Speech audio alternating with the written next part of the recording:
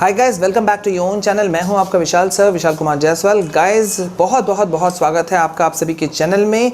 Guys अभी का video काफ़ी इंपॉर्टेंट होने वाला है, तो आपको हमारे साथ बने रहना है वीडियो के अंत तक, बिकॉज हम डिस्कस करेंगे न्यू एजुकेशन पॉलिसी 2020 जो लागू हो चुकी है। और कल ये पेश हुआ, बहुत सारे लोगों ने मुझे मेल किया था, मैसेज किया था कि सर इसके ऊपर में कुछ एक डिटेल वे में आप वीडियो बनाइए। तो डिटेल वीडियो एक वीडियो में अगर बनाएंगे तो शायद लंबा हो जाएगा, लेकिन हम कुछ बेसिक क्वेश्चंस के साथ में आएंगे और 2-3 वीडियो पार्ट में शायद मैं आपको पूरा चीज़ एक्सप्लेन करूं। ठीक है, तो गाइज पहले मैं आपको इस पूरी चीज़ की रूपरेखा बता दूं कि ये जो न्यू एजुकेशन पॉलिसी है ये किस तरह से आपके फॉर्म में आया, फाइनली ये कैसे अभी जो निकला है, शुरू हो चुका है, ये कैसे बना, ये सारा कुछ मैं आपको बताऊंगा। लेकिन अभी एक और चीज़ हम आपको बता दें कि HRD ministry, human resource development ministry जो था उसका नाम बदल करके अब कर दिया गया है शिक्षा मंत्रालय, एजुकेशन मिनिस्ट्री। बिल्कुल ठीक सुना गाइज आपने कि अब वो HRD मिनिस्ट्री नहीं रहा, अब वो हो गया है एजुकेशन मिनिस्ट्री। गाइज हम आपको ये भी बता दें कि ये जो न्यू एजुकेशन पॉलिसी, नई शिक्षा नीति जो ये लागू किया गया, इसको ऐसे लागू नहीं किया गया। बहुत बड़े लेवल पर भारत के कोने कोने से इस पर डिस्कशन हुआ, लोगों से राय किया गया, विचार विमर्श किया गया, डिस्कशंस किया गया, और उसके बाद में जाकर के अब जो ये नई शिक्षा नीति जो आज हमारे सामने में निकल कर आई है, इसकी नींव पड़ी। आप इसका अंदाज़ा लगा सकते हैं कि इस नई शिक्षा नीति के लिए 2.5 लाख गांवों, जो गांव पंचायत हैं, ठीक है, 6,600 ब्लॉक्स और साथ ही साथ 676 जिलों से सलाह ली गई थी। आप इसी लेवल पे अंदाज़ा लगा सकते हैं कि भारत के कोने कोने से, हर जगह से इसके ऊपर डिस्कशन हुआ, डीप डिस्कशन हुआ, और उसके बाद में ही जाकर के कुछ फाइनल डिसीजन निकला। चलिए मैं आपको बताता हूं कि जो ये न्यू एजुकेशन पॉलिसी है ये किस तरह से रूप में आया, क्योंकि आपको सारी चीज़ें पता होनी चाहिए। 1986 में नेशनल एजुकेशन पॉलिसी जो था ये अडॉप्ट किया गया था, ठीक है, और इसको मॉडिफाई किया गया था 1992 में, ठीक है। मतलब आज से 34 साल पहले इसकी बात है। 34 साल के बाद में ये न्यू एजुकेशन पॉलिसी जो है वो शुरू हुआ है, ठीक है। 34 साल पहले नेशनल एजुकेशन पॉलिसी शुरू हुआ था, अडॉप्ट किया गया था 1986 में, एंड मॉडिफाई किया गया था इसको 1992 में। देन मई 2019 में मोदी गवर्नमेंट जब आई तो उन्होंने ये प्रेजेंट किया ड्राफ्ट NEP यानी कि न्यू एजुकेशन पॉलिसी का। और ये जो ड्राफ्ट जो NEP यानी कि न्यू एजुकेशन पॉलिसी को किया गया था, रखा गया था, इसकी नींव, इसको बेस किया गया था एक्सेस पे, अफोर्डेबिलिटी पे, क्वालिटी एंड अकाउंटेबिलिटी। इन सब चीज़ों को बेस करके रखा गया था। कुछ ऐसा न्यू एजुकेशन पॉलिसी बनाने की कोशिश की गई जिससे कि सभी को फ़ायदा हो, ठीक है। पूरे एजुकेशन जो है इंडिया का वो एक नया रूप लेकर के निकले। तो चलिए मैं बताता हूँ आपको मेन चीज़ें, ठीक है। सबसे पहले मैं आपको बता दूँ कि जो पूरा जो स्ट्रक्चर है, ठीक है, 10+2 का जो स्ट्रक्चर है अब वो अस्तित्व में नहीं रहा।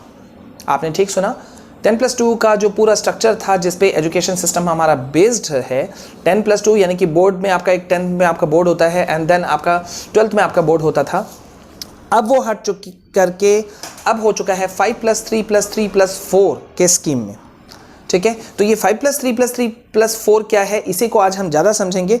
लेकिन पहले मैं आपको कुछ मेन बिंदुज बता दूं कि न्यू एजुकेशन पॉलिसी में ये कर दिया गया है कि जो बोर्ड एग्जाम्स हैं क्लास 10th के, उसको रिमूव कर दिया गया है। आपने ठीक सुना, क्लास 10th के जो बोर्ड एग्जाम्स हैं उसको अब रिमूव कर दिया गया है, ठीक है। क्लास 9 से 12 को 8 सेमेस्टर्स में डिवाइड किया गया है। क्लास 9 से 12 को 8 सेमेस्टर्स में डिवाइड किया गया है, ठीक है। और अब से एम्फेसिस किया गया है, थोड़ा दबाव डाला जा रहा है इस न्यू एजुकेशन पॉलिसी में लैंग्वेज को, साथ ही साथ मैथमेटिक्स को फ्रॉम क्लास 1 to 3। ये बेसिक पॉइंट्स जो हैं बहुत ख़ास तौर पे ये चीज़ें हैं। और एक और बहुत बड़ा जो बदलाव इस न्यू एजुकेशन पॉलिसी में लाया गया वो है कि अप टू क्लास 5 तक में मीडियम ऑफ इंस्ट्रक्शन जो रहेगा, जिस भी स्कूल में जो पढ़ाई होगा, मीडियम ऑफ इंस्ट्रक्शन जो होगा वो मदर टंग रखने की बात की गई है। यानी कि अगर कहीं पर जहाँ पे हिंदी भाषी जो राज्य हैं वहाँ पे हिंदी बेस्ड रहेगा, ठीक है। अगर हिंदी नहीं होकर के आप जैसे कि कहीं कोई और आप और स्टेट ले सकते हैं, सपोज तेलंगाना हो गया या केरल हो गया, तो वहाँ का जो रीजनल लैंग्वेज है ये किया जाएगा कि मदर टंग रखा जाएगा। अब बहुत सारे राज्यों ने एक्चुअली में ये बात उठाया था कि उनको ऐसा लग रहा था कि कहीं ना कहीं जो है वो हिंदी को थोपा जाएगा या हिंदी को थोपा जा रहा है, तो ऐसा बिल्कुल भी नहीं है, ठीक है, ऐसा बिल्कुल भी नहीं है। हिंदी को नहीं थोपा गया, मदर टंग को बहुत बड़ी प्राथमिकता दी गई है। तो आई होप कि इसमें जो जितने भी राज्य हैं वो इस बात से बहुत खुश होंगे, सहमत होंगे, ठीक है। सो क्लास 5 तक तो मतलब रीजनल लैंग्वेज मदर टंग जो है वो अब मेन स्थान ले लेगा, ठीक है। इंग्लिश कंपलसरी अब नहीं रहा, ठीक है। और चलिए कुछ और मेन बातें करते हैं, लेकिन अब आते हैं हम मेन मुख्य बिंदु पर। गाइस कुछ और जो मेन मुख्य बिंदु हैं इस नई एजुकेशन पॉलिसी की मैं आपको बता दूं। नई शिक्षा नीति के तहत ये माना गया है कि सभी बच्चे जो हैं वो टैलेंटेड होते हैं, ठीक है। सभी बच्चों के अंदर में कहीं ना कहीं अंदर की प्रतिभा छुपी होती है। तो इसके तहत 3 साल की उम्र से लेकर के 8वें साल के उम्र तक में कोई परीक्षा को नहीं रखने का प्रावधान किया गया है। यानी कि कोई एग्ज़ाम्स नहीं होंगे, कोई सिलेबस नहीं होगा, एक तरह से आप कह लीजिए किताबें नहीं होंगी, सिर्फ खेल खेल में सिखाने जाने का बात रखा गया है। अब ये देखना बड़ा दिलचस्प होगा कि इसके बाद में किस तरह का चीज़ें निकल के आएंगी, बिकॉज भारत कई राज्यों का एक मिश्रण है। यहाँ विविधता में एकता छुपी हुई है। तो कहीं कुछ जो रीजनल कई जो स्टेट्स हैं, कहीं पर ये चीज़ें कितना क्या चीज़ रूप लेकर आएंगी ये देखना होगा। और गाइस चलिए अब मैं आपको बता दूं जो आज का हमारा मेन वीडियो है कि बहुत सारे लोगों का मेरे पास सवाल था कि सर 10+2 खत्म हो रहा है, 5+3+3+4 का ये जो सिस्टम अब लागू कर दिया गया वो है क्या। पहला तो मैं आपको ये बता दूं कि शिक्षा जगत में, भारत में शिक्षा जगत में ये शायद एक बहुत बड़ा कदम होगा, ठीक है। अभी यहाँ पे क्या किया गया है कि नई शिक्षा नीति के तहत 10+2 का जो फॉर्मेट था, इस फॉर्मेट को पूरी तरह से खत्म कर दिया गया है, ठीक है। अब क्या किया गया है कि 10+2 से बांट करके इसे 5+3+3+4 के फॉर्मेट में ढाला गया है। इसका मतलब यह हुआ कि अब स्कूल के पहले 5 साल में, ध्यान दीजिए, स्कूल के पहले 5 साल में प्री प्राइमरी स्कूल के 3 साल और कक्षा 1 और कक्षा 2 सहित फाउंडेशन स्टेज शामिल होंगे, ठीक है। फिर अगले 3 साल को कक्षा 3 से 5, अगले 3 साल को, ठीक है, गौर कीजिए, अगले 3 साल को कक्षा 3 से 5 की तैयारी के चरण में विभाजित किया जाएगा, ठीक है।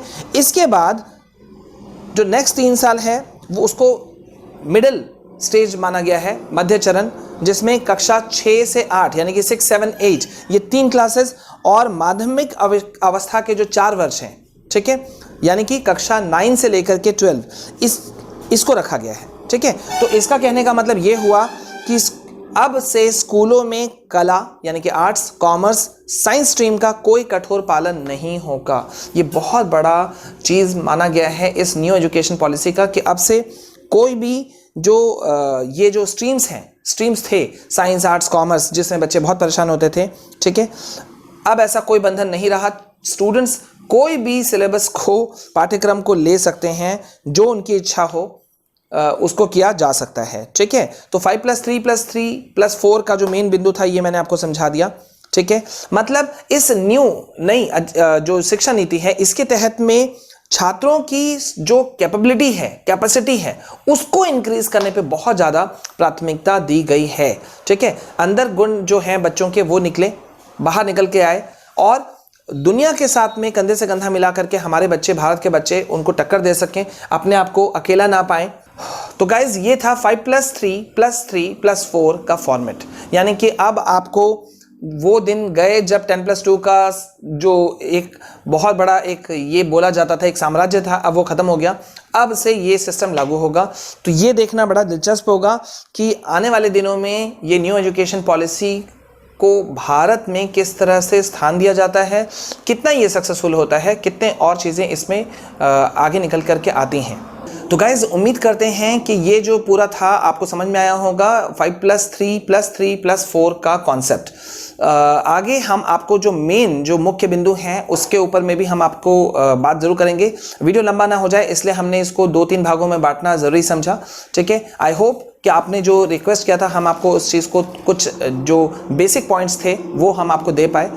गाइज अगर आप पहली बार हमारे चैनल में आए हैं और हमसे जुड़ना चाहते हैं तो हमसे जुड़ने के लिए प्लीज चैनल को सब्सक्राइब कीजिए, साथ ही साथ बेल आइकन को प्रेस करके ऑल नोटिफिकेशन को ऑन कीजिए ताकि कोई भी important videos, lessons, lectures, live sessions आपसे बिल्कुल भी मिस नहीं हो और हम आपके साथ में बने रहें, आप हमारे साथ जुड़े हुए रहें। तो गाइज मिलते हैं नए वीडियो में नए टॉपिक के साथ में। This is your Vishal sir signing off. Please stay calm, stay safe, stay healthy, be healthy. हम आपके साथ हैं।